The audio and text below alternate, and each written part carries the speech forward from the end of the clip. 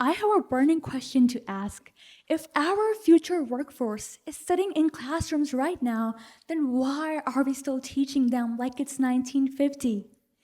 We have built an education system that rewards memorization over imagination, that punishes difference, that molds students to fit the system instead of molding the system to fit them. And if you think that's just a school problem, then think again, because these are the same students you will be interviewing in the next 5, 10 to 15 years. And I know this not just from data, but from lived experience. As someone who grew up between cultures, between labels, and between expectations, I have been the kid told my creativity didn't fit the rubric. I have been the kid who never saw herself reflected in the textbook. But here's the truth, that creativity, identity, and culture is the rubric for the future. We're standing at a crossroads. One path leads to more buzzwords and terminology with remote promises. The other leads to action, real, inclusive, and disruptive action. So, what if instead of trying to fix students, we started fixing the outdated systems that exclude them? And that's what happens when we bring art and science together. So, what does it actually look like to merge art and science together in inclusive education? It's simpler than you think. Well, art means giving students a safe space to express who they are through storytelling, creativity, music, and visuals. Whereas science means using data tools and structure to support that expression and track what works best. So in a classroom, this looks like when a student writes a poem instead of a traditional essay, and we assess their comprehension through that.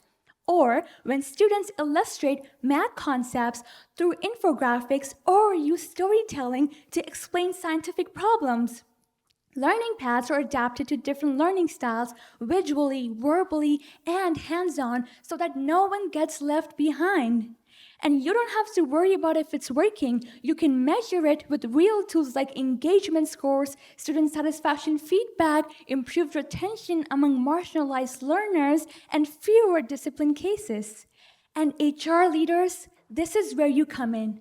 Because what if we applied these same principles to hiring? What if instead of forcing every candidate into a time test or a spreadsheet, you let them show you how they think creatively, visually, and narratively? Let people present ideas the way they naturally communicate, through storyboards, through collaborative builds, through visuals, and not just slide decks or bullet points.